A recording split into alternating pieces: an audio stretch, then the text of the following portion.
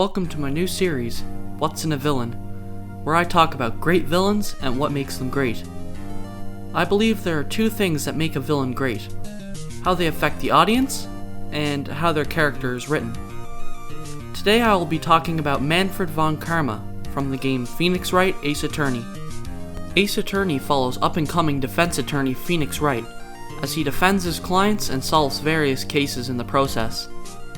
With every case, the prosecutors become harder and harder to outwit. In Case 4, Phoenix must face his most difficult challenge yet: the king of prosecutors, Manfred von Karma. Before we get into this, just a quick warning: there will be spoilers for Phoenix Wright Ace Attorney in this video. Anyways, let's get on with this. Manfred von Karma is all about intimidation. The first thing you ever hear about him is that he has never lost a case in his 40-year career, and that he is revered as a god among prosecutors. The game is pretty much telling you that you have no chance to defeat him right from the get-go. The second the trial begins, von Karma immediately takes control of the courtroom, declaring that he has both decisive evidence and a decisive witness, and that the judge's job is to simply hand down a guilty verdict. Von Karma's arrogance works to make sure that the player's first impression of him is a negative one. It also works to intimidate the player. You get the picture that this guy means serious business very fast. Even the player character, Phoenix, begins to doubt if he can win just within a few minutes of meeting von Karma. Von Karma then brings out his first witness for Phoenix to cross-examine. Normally, Phoenix can press witnesses to have them give more information, but von Karma will not allow that. The second you try to get any information, von Karma will interrupt you and tell you that it's irrelevant to the case. Through the course of the trial, von Karma will constantly cut the player off, never letting them take an inch in this battle of wits. This works to not only frustrate the player, but also make von Karma seem like an immovable force. Through this tactic, von Karma manages to throw the player into a corner right off the bat, making it so it seems like the player is always right on the edge of losing throughout the entire case. This makes it so that when you finally do manage to take the slightest inch from him, it feels like a huge victory. Von Karma's arrogance is again shown the next day when he claims that the trial will end in 3 minutes. He isn't just arrogant for no reason, however. Whenever he makes a threat, he always backs it up. Von Karma is also extremely intelligent and adept at setting up traps. He lets the player cross-examine his approved witnesses because the only information they will get out of them is info that will benefit von Karma. This keeps the player on their toes constantly, as they never know what could be a trap to screw them over. The only way the player is able to get through von Karma's layers of traps is to call a witness that was not set up by von Karma. This makes it so that the only way for the player to get an advantage over von Karma is to take a huge risk by cross-examining an unpredictable witness. Without outside interference, von Karma is basically unbeatable. However, the game lets the player have their chance the next day when it is revealed that von Karma may have helped commit the murder this case focuses on, as well as another murder from 15 years ago. The game finally gives the player a chance to take down von Karma, only to swiftly take it away. As Phoenix and his assistant Maya go to collect the evidence to convict von Karma, they find that he is already there and in the process of stealing the evidence. Phoenix attempts to stop him, but von Karma pulls out a stun gun and assaults Phoenix and Maya. This not only helps ramp up the player's hate of von Karma, but also shows just how far he will go to secure a conviction. This leaves the player desperate again, as the only piece of evidence they have to convict von Karma is a single bullet. The next day in court, the only choice Phoenix has is to cross-examine a witness he knows for sure will have testimony to prove von Karma guilty. And this witness is a parrot. Yup, in this game you cross-examine a parrot. However, this does not go well, as it turns out that von Karma retrained the parrot not to give away any information. This is another one of von Karma's assets that make him such a dangerous foe: his caution. Von Karma is cautious to no end.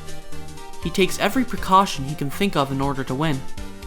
That even includes retraining a parrot. In the end, however, Phoenix finally manages to break through von Karma's defenses due to some quick thinking and a slip-up from von Karma. This is what all the stuff I mentioned above was building towards.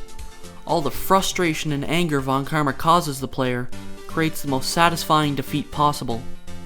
Seeing Von Karma finally break down and admit that he is the killer in this case is an amazing feeling. Phoenix and the player have finally defeated the King of Prosecutors. Now that we've gone through how Von Karma affects the player, let's talk about his character itself.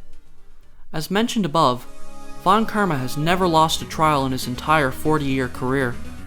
This is a major part of his character. Von Karma is obsessed with his perfect record to an unhealthy degree.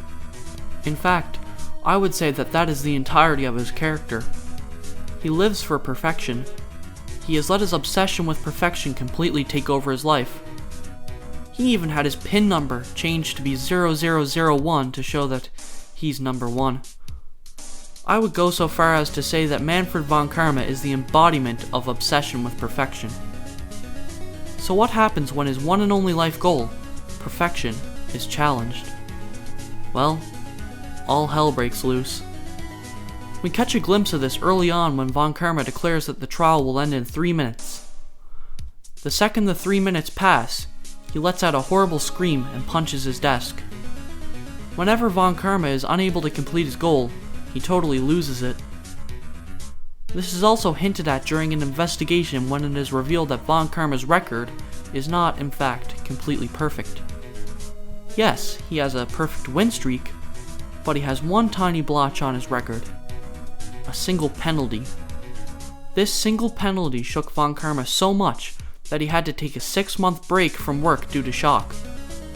All from a single penalty. However, there is more to this event than meets the eye. Right after that trial ended, a power outage occurred. This caused an elevator in the courthouse to become stuck and slowly run out of air. Von Karma just so happened to be walking by the elevator when a bullet shot through it and hit Von Karma in the shoulder, due to a fight happening inside the elevator. Von Karma manages to open the elevator door and sees that everyone inside is unconscious due to the lack of air. And guess who just so happens to be inside the elevator? The man who gave Von Karma his only penalty, Gregory Edgeworth. So, what does Von Karma decide to do? He takes the gun from inside the elevator and pumps Gregory full of lead. Now you would think that this would be good enough revenge for Von Karma, but keep in mind that this is a man who has convicted countless innocent people just for the sake of keeping up with a perfect winning streak. A perfect streak that has just been broken. Von Karma is not just satisfied with killing Gregory, he needs to completely destroy everything he has ever worked for. Von Karma adopts Gregory's son, Miles, despite having killed his father. He then molds Miles into everything his father hated, a corrupt prosecutor with no value for human life. And to top it all off, he then frames Miles for murder so that he will receive the death penalty. All this over a penalty. Not even a loss.